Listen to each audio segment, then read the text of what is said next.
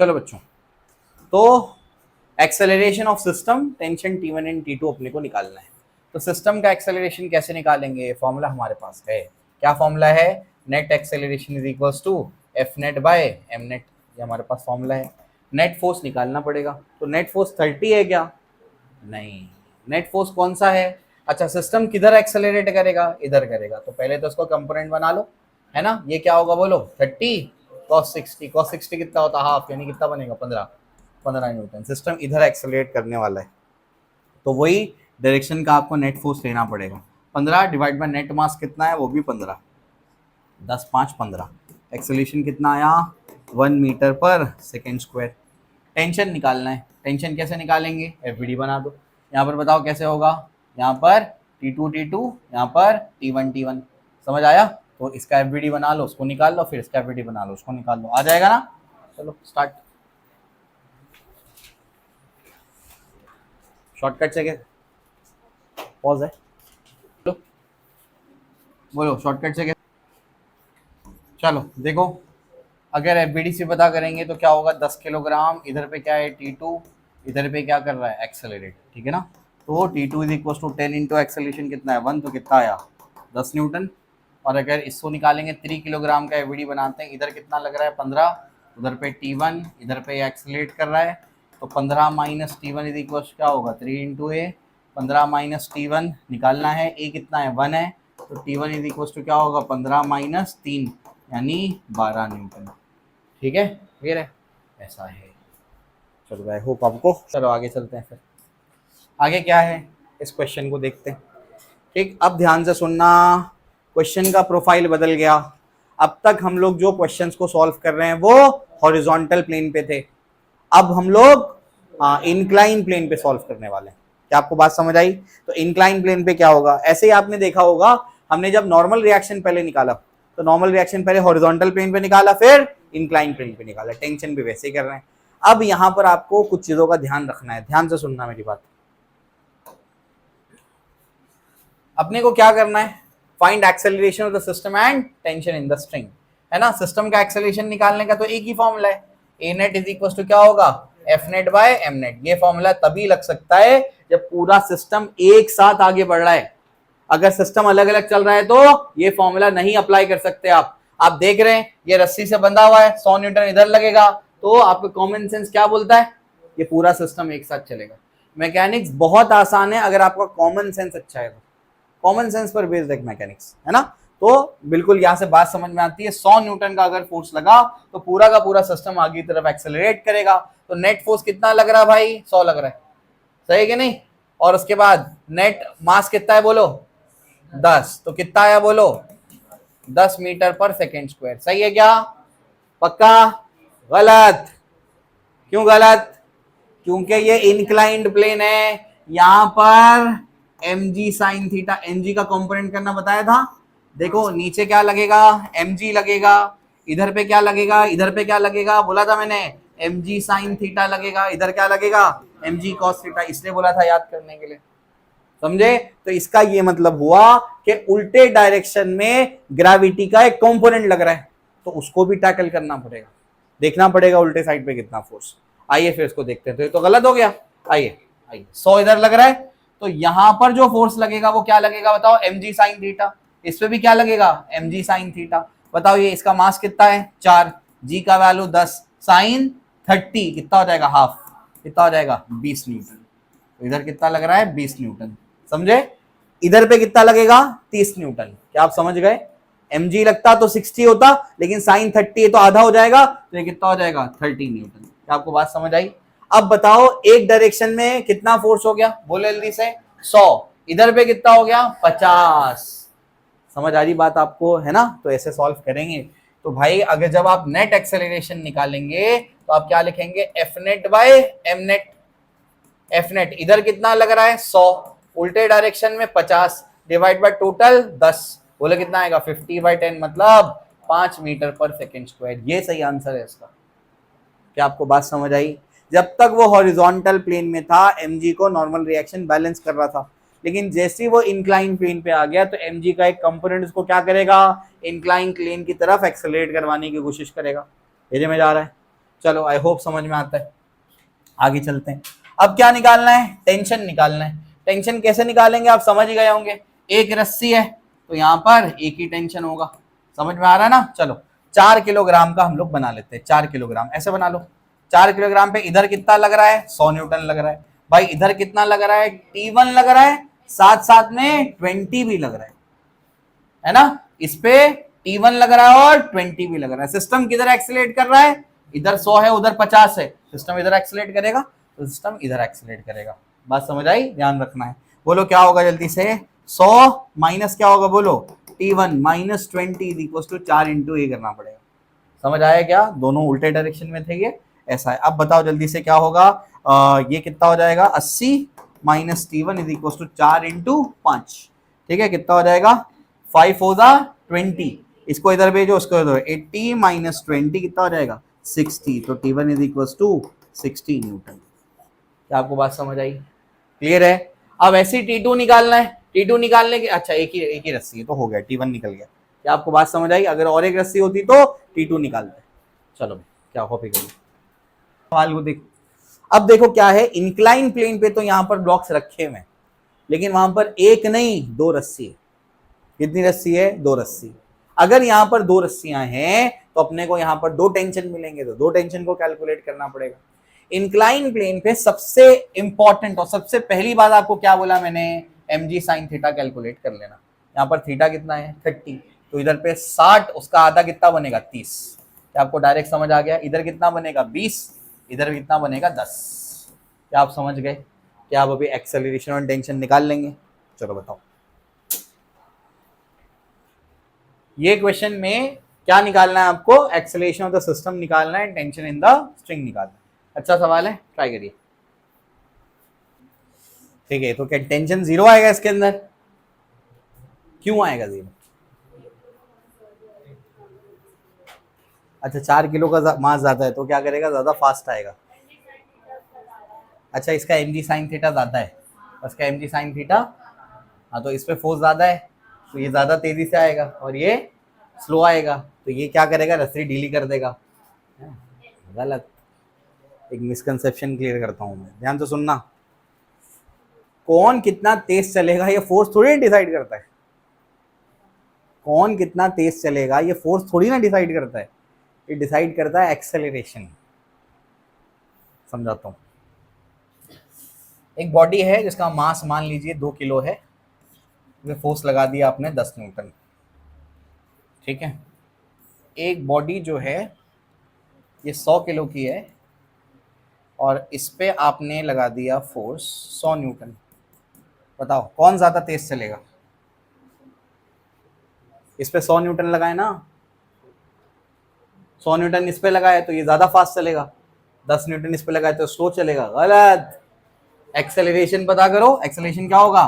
Force upon mass. 100 divide by 100 कितना acceleration? 1 metre पर second square. इसका एक्सेलरेशन पता करो। Force upon mass 10 divide by 2 कितना आएगा? 5 मीटर पर सेकेंड। ये ज्यादा फास्ट चल रहा है। कौन कितना तेज चलेगा ये इस बात पे डिपेंड ही नहीं करता कि फोर्स ज्यादा है कि कम है, ये इस बात पे डिपेंड करता है कि एक्सेलरेशन ज्यादा है कि कम है। एक्सेलरेशन डिसाइड करता है कि फोर्स कौन फास्ट चलेगा कौन स्लो चलेगा। यहां तक क्लियर है? तो यहां से ये तो तय हो गया कि दोनों का एक्सेलरेशन तो सेम है। कैसे? इंक्लाइन प्लेन पे एक्सेलरेशन क्या होता है? Along the incline g sine theta, है ना। तो इसका एक्सेलरेशन क्या है? G sine theta. इसका भी क्या है? G sine theta. वो तो मास पे डिपेंड ही नहीं कर रहा है। जी का वैल्यू कितना है बोलो? 10 साइन 30 कितना आएगा? 5 मीटर पर सेकेंड स्क्वायर। दोनों का एक्सेलरेशन सेम है। अगर दोनों का एक्सेलरेशन सेम है मतलब बोलो दोनों के स्पीड के बढ़ने की रफ्तार सेम है। क्या आपको बात समझ आई? तो यहां पर टेंशन कितना हो जाएगा? 0। टेंशन तब आएगा जब आगे वाला मास क्या होगा बोलो? आगे वाला मास जो है वो तेज चलेगा और पीछे वाला मास स्लो चलेगा। समझाता हूं, ये इसीलिए लेकर आया था मैं। ठीक है, तो देखो अभी क्या है, मान लो रस्सी ढीली है, रस्सी ढीली है। ठीक है, अगर दोनों का एक्सेलरेशन सेम है तो दोनों साथ साथ में चलेंगे। दोनों की स्पीड किसी की ज्यादा किसी की कम है ही नहीं, रिलेटिव स्पीड 0 है, तो दोनों साथ साथ में चलेंगे। लेकिन अगर आगे वाला तेज चला तो रस्सी टाइट हो जाएगी। क्या आपको बात समझ आई? तो ये इस बात पे डिपेंड कर रहा है कि आगे वाले का अगर एक्सेलरेशन ज्यादा हो जाएगा तो क्या होगा, तब इसमें टेंशन आएगा। लेकिन दोनों का एक्सेलरेशन क्या है, हाँ, इसका मतलब एक्सेलरेशन सेम होने की वजह से रस्सी ढीली की ढीली रहेगी, रस्सी में टेंशन नहीं आएगा। समझे? बहुत अच्छा क्वेश्चन है ये। टेंशन इसका आंसर क्या है, 0। एक्सप्लेनेशन गलत था तुम लोगों का, आंसर सही था। ठीक है ना? चलो भाई, होप समझ में आया। बहुत अच्छा क्वेश्चन है, क्लियर है क्या? अच्छा, फिर बच्चा कभी कभी यही भी सोचता है कि 4 किलो को आगे रख देते हैं, 2 किलो को पीछे रख देते हैं, तो 4 पे तो ज्यादा फोर्स लगेगा, 4 पे ज्यादा फोर्स लगेगा ना, कितना लगेगा, 20 न्यूटन, और 2 पे 10 न्यूटन, तो इस पे तो ज्यादा फोर्स लगा। तो अब तो ज्यादा फोर्स भले ज्यादा लगने दो, एक्सेलरेशन फिर भी दोनों का कितना होगा, 5 ही होगा, क्योंकि एक्सेलरेशन तो जी साइन थीटा है। कौन फास्ट चलेगा कौन स्लो चलेगा, ये इस बात पे डिपेंड करता है कि एक्सेलरेशन कितना है, ना कि फोर्स पे डिपेंड करता है। क्या आपको बात समझ आई है ना? चलो भी, और रस्सी में टेंशन आने के लिए किसको ज्यादा फास्ट भागना पड़ेगा, आगे वाले ब्लॉक को फास्ट भागना पड़ेगा, लेकिन दोनों का एक्सेलरेशन सेम है, कैसे आएगा टेंशन? बात समझ आई? बहुत इंपॉर्टेंट क्वेश्चन है, कई सारे मिसकंसेप्शन क्लियर करता है। ठीक है, चलो 2 बातें इंपॉर्टेंट है, लिख लो उसमें। पहली बात, रस्सी में टेंशन आने के लिए आगे वाले ब्लॉक का एक्सेलरेशन ज्यादा होना चाहिए। आगे वाले ब्लॉक का एक्सेलरेशन अगर ज्यादा होगा या उसकी स्पीड ज्यादा होगी, तब जाकर के रस्सी में टेंशन आएगा। दूसरा, फोर्स, ऐसे लिख देता हूं, कौन फास्ट चलेगा या कौन स्लो चलेगा, कौन स्लो चलेगा, ये एक्सेलरेशन डिसाइड करेगा, ना कि फोर्स।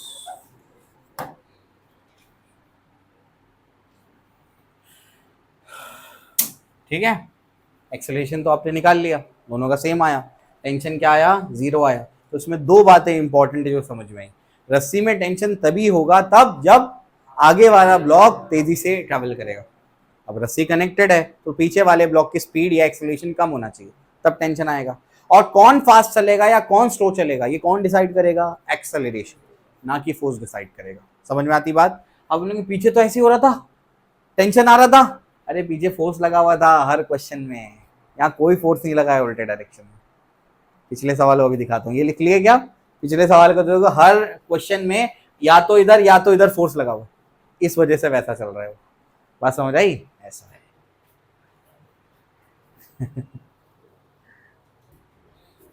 चलिए आइए, तो tension in rod and heavy strings की चर्चा करेंगे अभी हम लोग। ठीक है ना? तो एच सी वर्मा का सवाल है, ये एक्चुअली क्वेश्चन है एच सी वर्मा में, तो इसको एज हम लोग क्या करते हैं, पहले बेसिक चीज एज टॉपिक पढ़ लेते हैं ताकि उसके फॉर्मूला वगैरह देख लें हम लोग, और उसके बाद फिर इसके ऊपर सवाल देखेंगे। ठीक है ना? चलो भाई, एक और क्वेश्चन मैंने ऐड किया है जो उसके अंदर नहीं है, लेकिन आज के सेशन में ऐड कर दिया है, मैं भी डिक्टेट कर दूंगा, उसको सॉल्व कर लेना। ठीक है, ऐड किया है मैंने क्वेश्चन, क्या है इसको समझते हैं। तो सबसे पहले हमारे पास क्या है, एक रॉड है, एक रॉड है, रॉड को आप एक हैवी रस्सी मानेंगे, रॉड को क्या मानेंगे, हैवी रस्सी।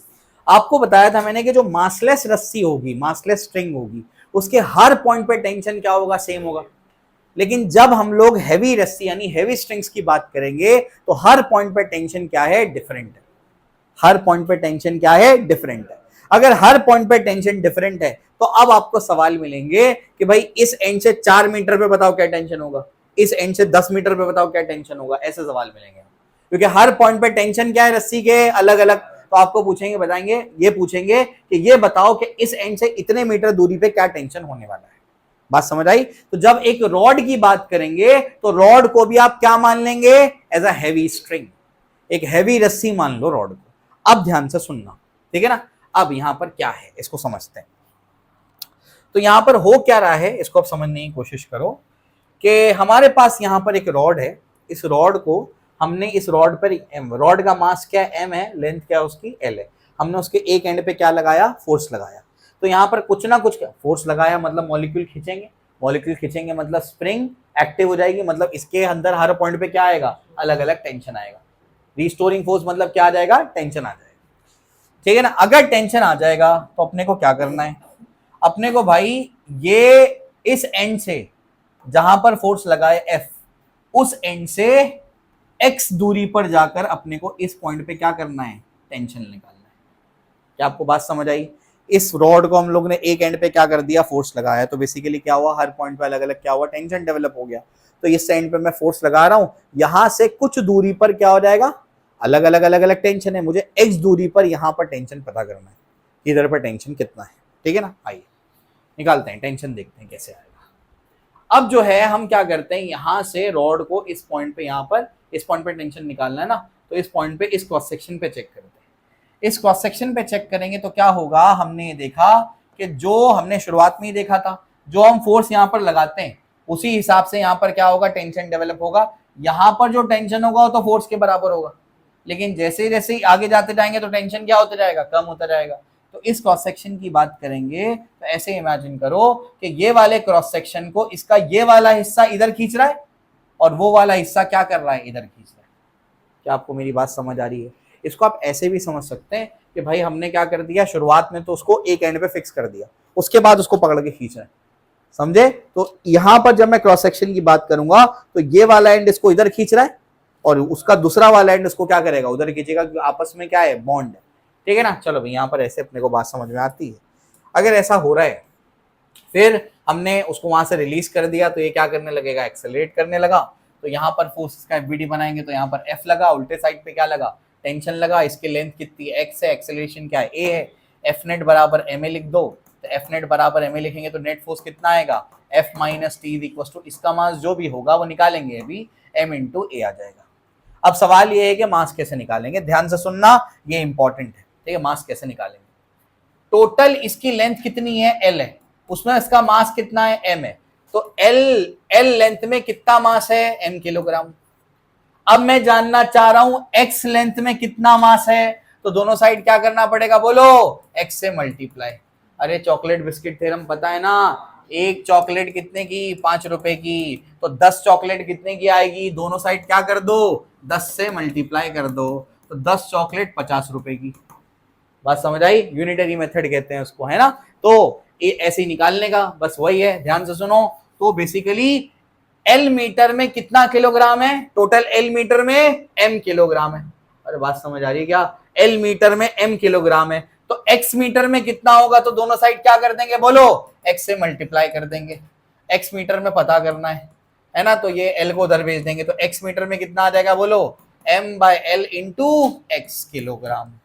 तो x मीटर में कितना मास है वो पता लग गया। समझ आया क्या, कैसे निकालना यूनिटरी मेथड से। तो इसका जो मास आया वो कितना आया, m bye L into x, ये आया, और ये एक्सेलरेशन।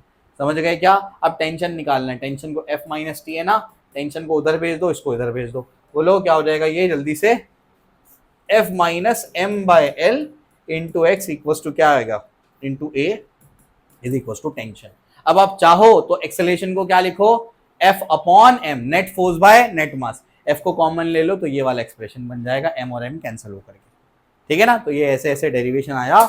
आपको डायरेक्ट फॉर्मूला याद कर लोगे तो भी चलेगा। डायरेक्ट फॉर्मूला क्या है, अगर आपने एक रॉड लिया, मैंने आपको समझा दिया कहां से आया, आपने एक रॉड लिया, उस रॉड पे आपने एक एंड पे फोर्स लगाया जिसकी वजह से एक्सेलरेट हुआ, अलग अलग पॉइंट पे क्या डेवलप हो गया, टेंशन डेवलप हो गया। आपको पता करना है किसी, जहां से आपने फोर्स लगाया उस एंड से x दूरी पर कोई पॉइंट है, वहां पर कितना टेंशन है। तो क्या फॉर्मूला उसका, tension is equal to F minus F into 1 minus X by L. क्या फॉर्मूला है, tension is equal to F into 1 minus X by L, इसका फॉर्मूला है। क्या आपको बात समझ आई। बॉटम लाइन पे आते हैं, डेरिवेशन आपके कोई काम का नहीं है, फॉर्मूला याद कर लो बस तो भी चल जाएगा। या आपके पास रॉड है, इस रॉड पे आपने एफ फोर्स लगाया, ठीक है ना, यहां पर कहीं पर आपको टेंशन निकालना है, इस पॉइंट पे, ये कितनी दूरी पर है, एक्स दूरी पर है। कहां से, ये इंपॉर्टेंट है, कहां से, जिस एंड से फोर्स लगा, इसका टोटल लेंथ कितना है, एल है, टोटल मास कितना है, एम है, तो ये दूरी कितनी होगी जल्दी बताओ, एल माइनस एक्स, ये भी याद रखना। चलो भाई इधर पे इस पॉइंट पे टेंशन पता करना है, कैसे पता करेंगे टेंशन बताओ, इस पॉइंट पे बोलो, इधर पे टी लगेगा उधर भी टी लगेगा, है ना। तो मुझे वो फोर्स बनाने होते जो बॉडी पे लग रहे हैं। तो बॉडी पे कौन सा फोर्स लग रहा है, ये वाला लग रहा है, तो वो वाला फोर्स, इसका एफबीडी बना रहा हूं मैं इतने हिस्से का। बोलो कैसा आएगा, जल्दी से बताओ, जल्दी बोलो। इधर पे ये इधर एक्सेलरेट कर रहा है, तो बोलो क्या आएगा, इधर पे इसका मास स्मॉल एम है, इधर एफ लग रहा है, उल्टा टी लग रहा है, और इधर ये क्या कर रहा है, एक्सेलरेट कर रहा है। बोलो जल्दी से क्या होगा, F minus T is equal to M into A. Mass कैसे निकालेंगे, वापस सुनो, मास कैसे निकालेंगे, बोलो जल्दी जल्दी। एल लेंथ में कितना मास है, एल मीटर में एम किलोग्राम मास है, तो एक्स मीटर में कितना होगा, बोलो। एक्स मीटर के लिए क्या करना पड़ेगा, दोनों साइड एक्स से मल्टीप्लाई, एक्स मीटर चाहिए, एल को उधर भेज दो, तो एक्स मीटर में कितना मास आएगा, M by L into X kilogram. तो एक्स मीटर का जो मास आया वो कितना आया, M by L into X kilogram into A F minus T. आप इसको सॉल्व करेंगे तो आपको जो टेंशन मिलेगा वो क्या मिलेगा, F into one minus x by L. ये याद रखना है कि एक्स कहाँ से दूरी है, जिस एंड पे फोर्स लगा वहां से दूरी है, समझ गए क्या। ऐसे उसको सॉल्व करेंगे। क्या है, find tension T in the uniform rope और रॉड, ठीक है ना। तो आप रस्सी भी मान सकते हैं हैवी, और क्या मान सकते हैं, रॉड भी मान सकते हैं, दोनों सेम केसेस है, फॉर्मूला सेम लगेगा। अब आपको क्या निकालना है, टेंशन निकालना है। आपको पता है अगर ये हैवी है, हैवी होना चाहिए था, हैवी है, तो यहाँ पर अपने को क्या करना है, टेंशन पता करना है। कैसे पता करेंगे, या तो फॉर्मूला याद कर लो, फॉर्मूला आपको पता ही है ना, क्या फॉर्मूला है, T is equal to F into one minus X by L. क्या आप डायरेक्ट निकाल सकते हैं, बताओ निकालो कितना आएगा।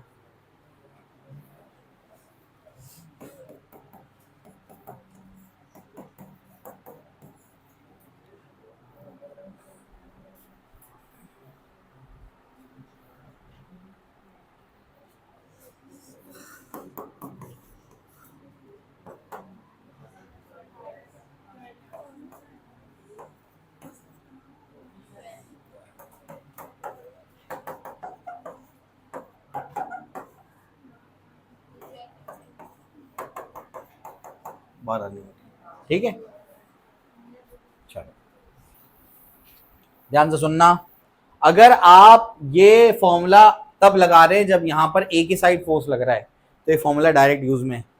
लेकिन अगर दोनों साइड फोर्स लग गया तो ये फॉर्मूला यूज नहीं कर सकते, फिर आपको दूसरा फॉर्मूला यूज करना पड़ेगा उसके लिए, ठीक है। क्लियर हो गया, चलो भैया, आई होप समझ में आया, ठीक है। चलो ओके, आगे चलते हैं। यहाँ पर एक और सवाल है, इसको ट्राई करो जल्दी। डायग्राम बना सकता था मैं, जैसे यहाँ पिछले क्वेश्चन में बनाया, जानबूझ के नहीं बनाया मैंने। खुद से रीड करो, उसको इमेजिन करो, खुद से ड्रॉ करो डायग्राम। तो आ जाओ अब। अच्छा, एक क्वेश्चन जो है ये खुद आप लोग ट्राई कर लेना, मैं आपको यहाँ लिख करके दे देता हूँ। चलो क्वेश्चन देख लो सब।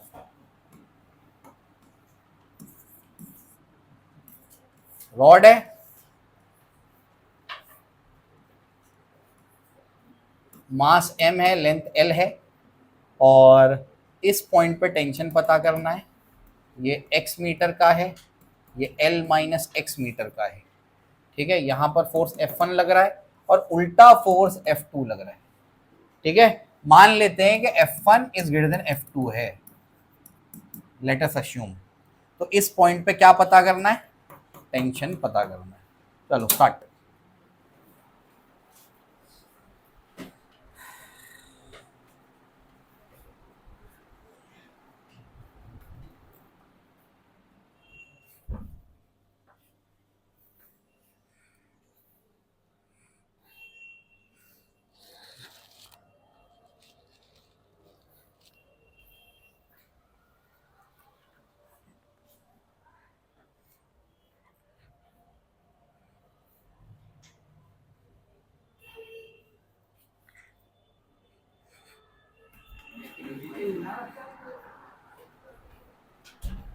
एक्सेलरेट किधर करेगा बताओगे, F1 के डायरेक्शन में, जो बड़ा फोर्स है। अब तक हम लोग ने रॉड वाले केसेस देख लिए। ऐसा मैंने क्या बोला, रॉड को आप क्या मानेंगे, हैवी रस्सी मानेंगे, वैसे सॉल्व करना उसको भी। तो when mass of strings is given, ठीक है ना। अब रस्सी का क्या बोल देंगे आपको, मास भी है। अब उसको सिर्फ सॉल्व करना है, हेडिंग लगाओ, when mass of string is given. String का मास गिवन होगा तब कैसे सॉल्व होगा उसको देखते हैं।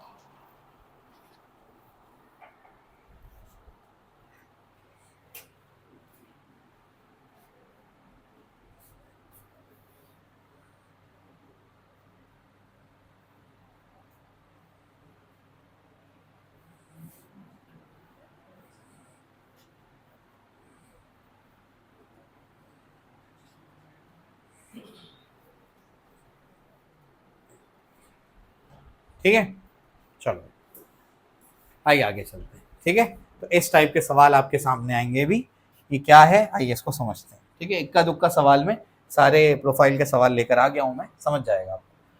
Find tension eight given points of string.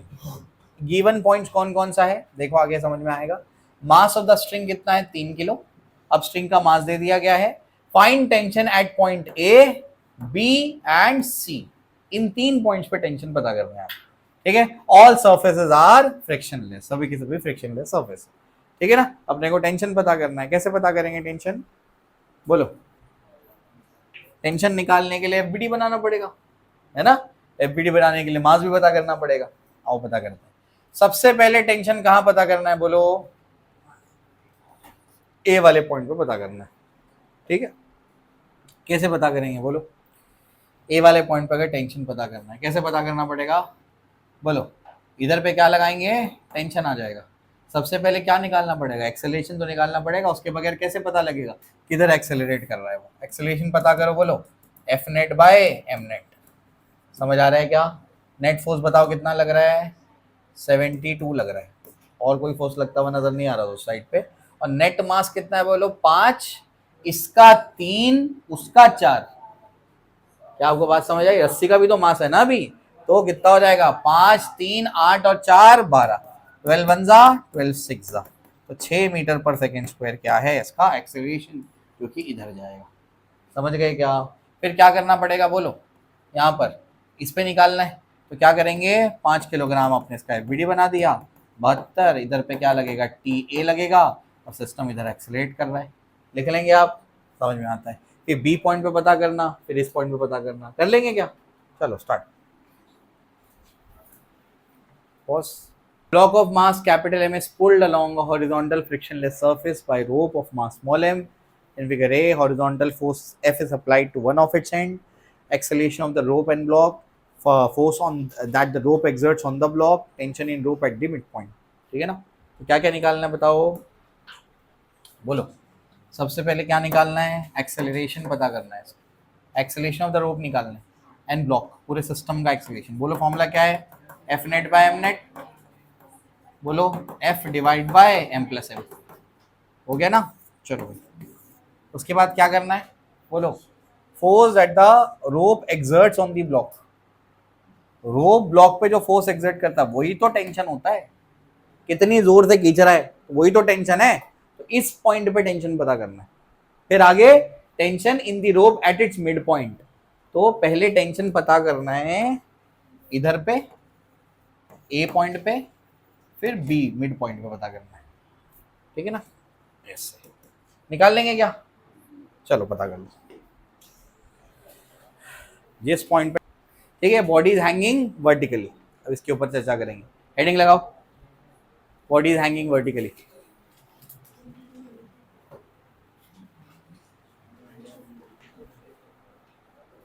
Body is hanging vertically.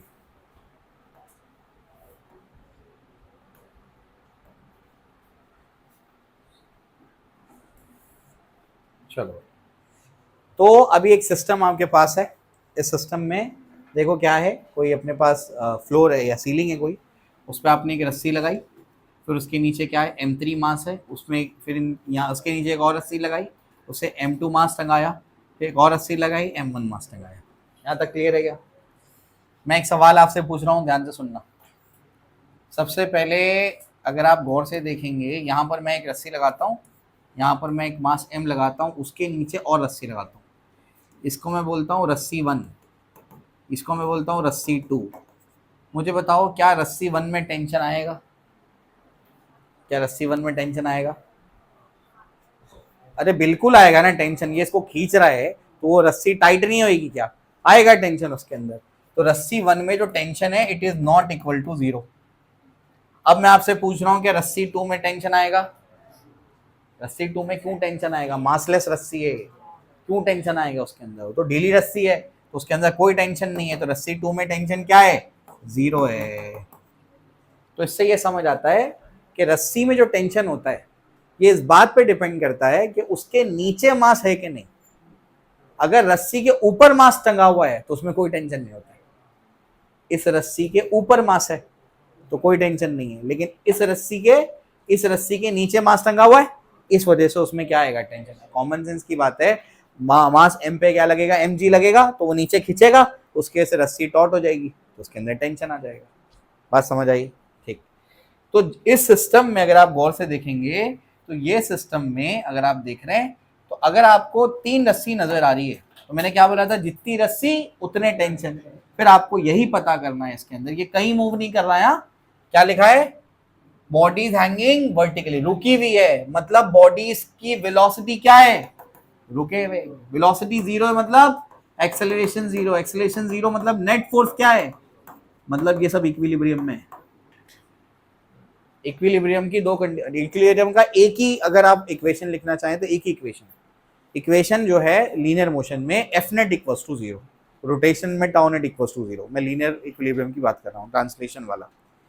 वापस से सुनो, इक्विलिब्रियम का मतलब क्या होता है, हम बोलेंगे सिस्टम इक्विलिब्रियम में, इक्विलिब्रियम का मतलब होता है नेट फोर्स सिस्टम पे क्या होगा, जीरो होगा। फोर्स लग रहा है लेकिन नेट फोर्स क्या है, जीरो। नेट फोर्स जीरो के दो मतलब हो सकते हैं, या तो बोलो, या तो वेलोसिटी जीरो हो, मतलब सिस्टम या तो क्या हो, रेस्ट पर हो, या तो वेलोसिटी कांस्टेंट हो। कांस्टेंट वेलोसिटी हो मतलब एक्सेलरेशन क्या हो, जीरो। बात समझ आई? बॉडीज या तो रुकी हुई है या तो कांस्टेंट वेलोसिटी से चल रही है, दोनों ही कंडीशंस में सिस्टम कैसा होगा, इक्विलिब्रियम में होगा। क्या आपको बात समझ आई? इक्विलिब्रियम का मतलब या तो वो कांस्टेंट वेलोसिटी से जा रहे हैं, ऊपर जा रहे, नीचे आ रहे, कांस्टेंट वेलोसिटी से आ रहे, या तो क्या हो, या तो वो रुके हुए। सिस्टम कैसा है, इक्विलिब्रियम में। अब ऐसे सिस्टम में आपके पास क्या कर दिया गया, अलग अलग रस्सी लगाई गई, उससे मास टंगाए गए। आपको अब बोला जाएगा कि भाई इसमें टेंशन बताओ, इसमें टेंशन बताओ, इसमें टेंशन बताओ। और आपको भी मैंने लॉजिक समझाया कि रस्सी में जो उसके ऊपर वाला मास होता है उस पे उससे डिसाइड नहीं होता उसमें टेंशन है कि नहीं, नीचे वाला मास डिसाइड करता है। अगर आपको ये लॉजिक समझ में आ गया तो आप यूं निकाल लेंगे इसमें टेंशन। एफबीडी से भी बता ही सकता हूं मैं, लेकिन क्यों एफबीडी के झंझट में जाने का। ठीक है, चलो भाई बताओ।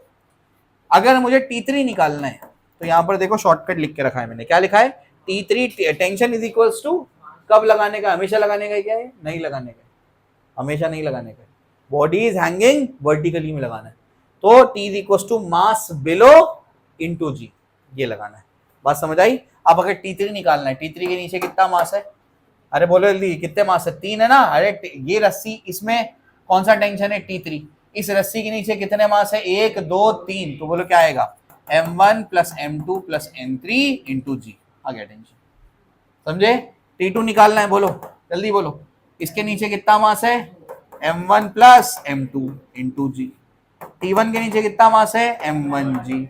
आंसर चेक करो, सब सेम, ऐसे सॉल्व करना है। क्लियर है? कब लगाने का ये, हाँ, जब सिस्टम या तो क्या कर रहा है, बोलो, या तो रेस्ट पर है, बॉडीज हैंगिंग वर्टिकली में, या तो वो रेस्ट पर है, या तो वो कांस्टेंट वेलोसिटी से ऊपर जा रहे हैं। क्या आपको बात समझ आई? ऐसा सिस्टम इक्विलिब्रियम में होना चाहिए। क्लियर है क्या? चलो कॉपी करो।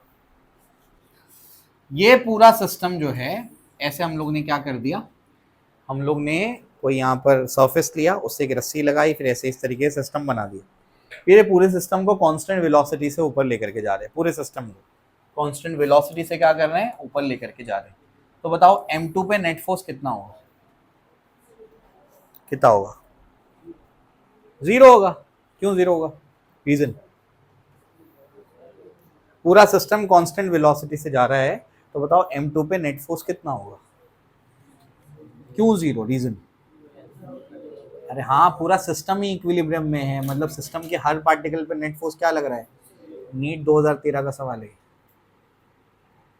बच्चे वहां पर क्वेश्चन समझ नहीं पाए, उसको गलत आंसर दे दिया। अगर सिस्टम कांस्टेंट वेलोसिटी से जा रहा है तो कांस्टेंट वेलोसिटी का मतलब क्या हुआ, अरे एक्सेलरेशन जीरो। एक्सेलरेशन जीरो मतलब F net is equal to क्या है, zero. F net equal to zero मतलब सिस्टम कैसा है, इक्विलिब्रियम में। इक्विलिब्रियम में मतलब सिस्टम के हर पार्टिकल पे नेट फोर्स क्या है, जीरो। और यहाँ पूछा था फोर्स कितना, नेट फोर्स जीरो ही आएगा। तो आपको बात समझ आई? तो कभी कभी इतने बेसिक सवाल पूछ लेते। क्लियर है क्या? चलो ध्यान रखना। चलो आगे। अब body is accelerating vertically upward. ठीक, क्या मतलब, लिफ्ट में जब वो ऊपर की तरफ जाता था उसका वेट बढ़ता था कि कम होता था? मशीन में क्या बताता था? एपरेंट वेट बढ़ता था। क्या बताया था normal reaction? m into g plus ए। समझ आया? वही सिस्टम है जो अभी यहां पर पड़ा, ऐसे ही है, बस वहां पर वो क्या था, वर्टिकली हैंगिंग था या कांस्टेंट वेलोसिटी से ऊपर जा रहा था। तो फॉर्मूला क्या था? मास बिलो इंटू जी। किसी भी रस्सी में टेंशन निकालना है। अगर इसी सिस्टम को ऐसे पकड़ के ऊपर एक्सेलरेट करवा दिया जाए, एक्सेलरेशन आ जाए उसके अंदर, उसकी स्पीड बढ़ाते जाएं, तब उसका जो फॉर्मूला बनेगा वो क्या बनेगा? मास बिलो इंटू जी प्लस। क्या कोई नए फॉर्मूले याद कराओ? नहीं, वैसे ही है, लिफ्ट के जैसा केस। लिफ्ट में ऊपर की तरफ जाएगा तो नॉर्मल रिएक्शन क्या होगा? m इंटू जी प्लस है। नीचे की तरफ आएगा तो m इंटू जी माइनस है। बस इसमें इस बात का ध्यान रखना है, मास बिलो वाला लेना। जिस रस्सी में टेंशन की बात कर रहे हैं उससे बिलो वाला मास लेना। डायरेक्ट आंसर बताओ जल्दी, चलो जल्दी बोलो। चलो T1 बताओ जल्दी, T1 क्या आएगा? बोलो T1 क्या आएगा? T1 के नीचे वाला मास क्या है? m1, m1 into g plus है। T2 बताओ, बोलो m2 plus m1 into g plus है। T3 बताओ, m1 plus m2 plus m3 into g plus है। Direct answer. क्लियर है? चलो भाई, बहुत अच्छे।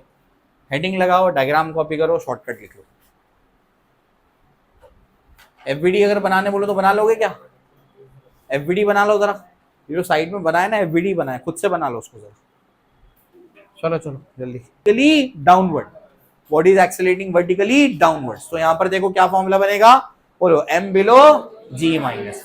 इस बात का ध्यान रखना है, एक्सेलरेशन g से कम है, ठीक है ना? चलो भाई, हो गया।